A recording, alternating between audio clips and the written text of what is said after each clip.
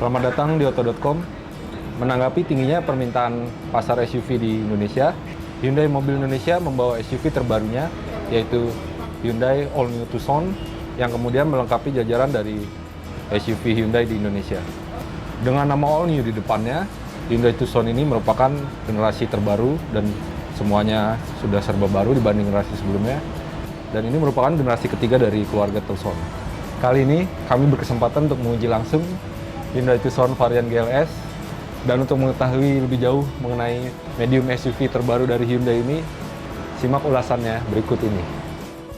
Sekarang kita mencoba merasakan performa dan handling dari Hyundai Tucson ini. Hyundai memberikan mesin 4 silinder yang menghasilkan daya 157 PS dan torsi maksimalnya 191 Nm. Sebagai transmisinya sudah disediakan transmisi otomatis 6 speed yang menyalurkan output tenaga ke penggerak roda depan. Perpindahan transmisinya sangat halus dan bisa dipindahkan secara manual melalui tuas dengan sistem Shiftronic. Melihat di atas kertas, output yang dihasilkan oleh Hyundai Tucson terbaru ini memang tidak terlalu luar biasa, namun performanya sudah sesuai dengan ekspektasi yang Anda harapkan dari sebuah medium SUV. Anda memang perlu sedikit menambahkan tekanan pada pedal akselerator jika ingin mengekstrak tenaga dari Hyundai Tucson ini lebih baik lagi. Barulah Anda dapat merasakan performa sebenarnya dari mesin yang ditawarkan. Konsumsi dalam kotanya, kami mengujinya dengan simulasi pakai harian di mana lalu lintas sedang padat-padatnya, mencatatkan 6,4 km per liter. Sementara ketika digunakan untuk jalur luar kota dengan simulasi Jakarta-Bandung, angka pada MID memunculkan 13,8 km per liter. Hyundai Tucson ini sangat menyenangkan dipakai untuk cruising, baik itu untuk kecepatan menengah, apalagi ketika Anda menggunakannya untuk cruising di jalan bebas hambatan seperti saat keluar kota. Pengendaraannya sangat halus dan kabin yang berkualitas meredam noise dari luar dengan sangat baik sehingga mendukung kenyamanan berkendaranya. Kemudian bantingan suspensi dari Hyundai Tucson ini yang dibekali dengan McPherson strut di depan dan multilim di belakang. Bantingannya terasa sangat halus, tidak keras, tidak mantul-mantul, juga mendukung kenyamanan lebih baik lagi. Sementara untuk handlingnya, bobot lingkar kemudinya terasa sangat pas, tapi karakternya tidak sporty seperti pada medium SUV yang lain, dan responsifnya sangat baik, kemudian tingkat presisinya juga tinggi. Namun sayangnya Hyundai tidak membekali Tucson terbaru ini dengan cruise control, padahal fitur tersebut dapat lebih menunjang pengendaraan serta mendukung efisiensi bahan bakar. Walaupun head unit Audi-nya belum menggunakan layar sentuh atau layar TFT seperti pada mobil zaman sekarang, namun Hyundai Tucson terbaru ini dibekali dengan kamera parkir mundur dan sensor di belakang yang ditampilkan pada spion tengah sebelah sisi kiri. Memang sedikit kecil, namun paling tidak dapat membantu Anda untuk parkir mundur dengan lebih baik. Kemudian dari spion tengah memang kaca belakang agak sedikit mengecil, tapi itu masih bisa ditoleransikan karena visibilitas ke belakangnya juga masih sangat baik.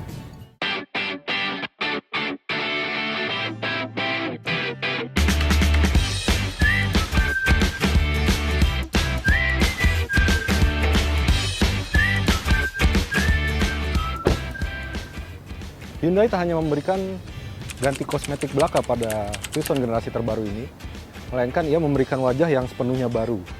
Anda bisa perhatikan dari grill baru yang menganut desain trapezoidal, kemudian dihiasi dengan 3 bilah dan logo Hyundai di tengahnya. Kemudian yang mengapit dari grill baru tersebut adalah 2 lampu depan utama baru dengan desain yang tajam, tegas, dan di dalamnya telah bernaung lampu LED dengan proyektor yang bisa dapat diatur ketinggiannya untuk sorotannya. Jadi fungsi ini sangat berguna ketika Anda berjalan di tempat yang sangat gelap sekali dan harus berkendara dengan kecepatan cukup tinggi. Kemudian di bawah lampu utama Anda bisa melihat lampu kabut dan lampu siang hari atau daytime running light yang berdesain selaras dengan lampu depan utama. Kemudian desain utama dari eksterior pada Tucson terbaru ini masih menggunakan bahasa desain fluidic sculpture, atau jika didefinisikan dalam bahasa Indonesia, pahatan yang mengalir, sehingga menghasilkan bodi yang cukup atletis dan kekar pada Tucson terbaru ini. Beralih ke sisi samping, ada rumah roda yang cukup besar, dan pada tipe GLS ini, varian terbawah, velg alloy dengan dual tone berukuran 17 inci telah bernaung di rumah rodanya. Kemudian bukti lain dari bahasa desain fluid sculpture yang bisa Anda temui langsung adalah garis bahu yang mengalir dari depan hingga ke lampu belakang, dan di bawahnya ada lekukan. Semuanya jika digabungkan berfungsi mendukung fungsi aerodinamika dan tentunya meningkatkan penampilan dari Tucson generasi terbaru ini. Bahasa desain baru fluid sculpture juga diaplikasikan pada bagian buritan Tucson ini dengan desain yang melengkung, dan lampunya pun sudah menganut LED dengan kacanya memang agak sedikit menyempit di belakang. Jadi keseluruhan desain pada Tucson generasi terbaru ini menurut saya sangat aman dan akan mudah disukai oleh banyak orang.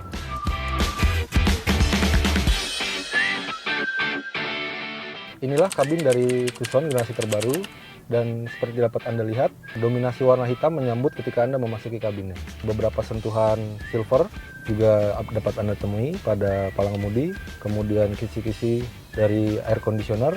Walaupun elegan menurut saya, namun secara keseluruhan desain interiornya sendiri menurut saya agak-agak hambar. Dengan harga jual yang cukup tinggi, saya rasa Hyundai bisa memberikan lebih dari apa yang didapat pada tipe atau varian paling bawah GLS ini. Salah satunya bisa dilihat dari head unit, walaupun sudah diberi dengan dukungan CD, radio, dan port USB dan port AUX, namun layarnya masih menggunakan monokrom. Dan jika Anda bandingkan dengan kompetitor lain di kelas yang sama, pabrikan Jepang, rata-rata sudah menggunakan layar sentuh yang cukup besar, 7 inci. Material pembungkusnya sendiri menggunakan kulit yang sangat halus yang dapat Anda temui pada jok dan palang kemudi, dan di balik kulit yang membungkus jok terdapat busa yang empuk akan mendukung kenyamanan pada saat Anda menduduki jok pada Hyundai Tucson ini. Untuk pengaturan posisi duduk masih menggunakan tuas manual, bisa Anda sesuaikan dengan meraih palang di bawah.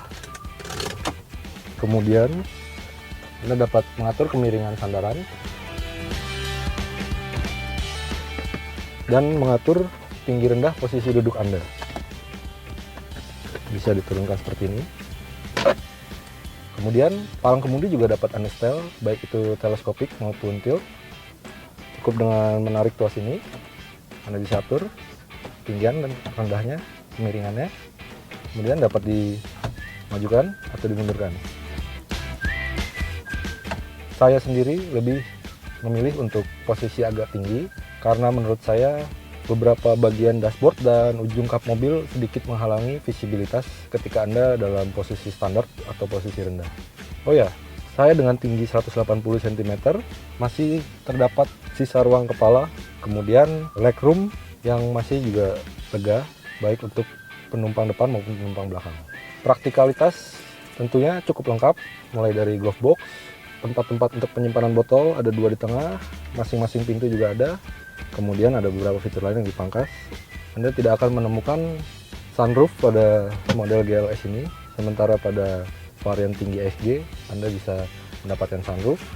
Kemudian untuk mengatur air conditioner atau AC juga Hyundai masih memberikan model knob putar yang menurut saya sedikit ketinggalan zaman untuk kelas mobil di harga yang ditawarkan oleh Hyundai. Pada palang kemudi, Anda dapat mengatur mode dari sistem audio yang Anda inginkan. Ada volume, ada untuk mengatur next atau previous track. Kemudian di sebelah kanan ada tombol untuk mengatur MID pada panel instrumen Tucson ini. Dan panel instrumen sendiri didukung dengan 2 meter analog, yang kiri untuk RPM, kanan untuk kecepatan. Kemudian di tengah merupakan MID serta fitur-fitur lainnya.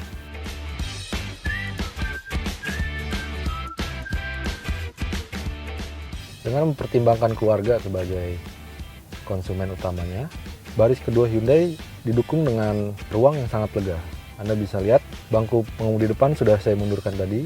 Masih tersisa ruang yang banyak untuk kakinya, ruang kaki. Bagi saya dengan tinggi 180 cm ini sangat lebih dari cukup dan dapat memuat 3 orang dewasa dengan tubuh yang besar dan tinggi 180 cm dengan nyaman. Kemudian mendukung kenyamanan lainnya, bangku belakang Hyundai Tucson ini dapat Anda atur kemiringannya atau dapat di reclining.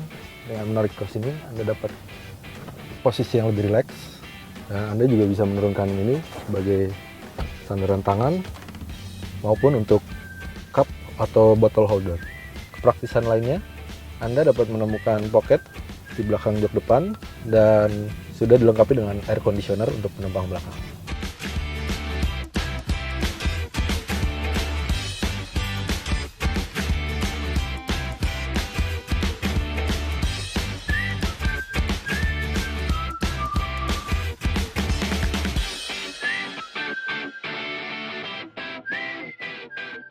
Anda dapat meminang Hyundai Tucson tipe GLS ini dengan menebus mahar sebesar 385 juta rupiah.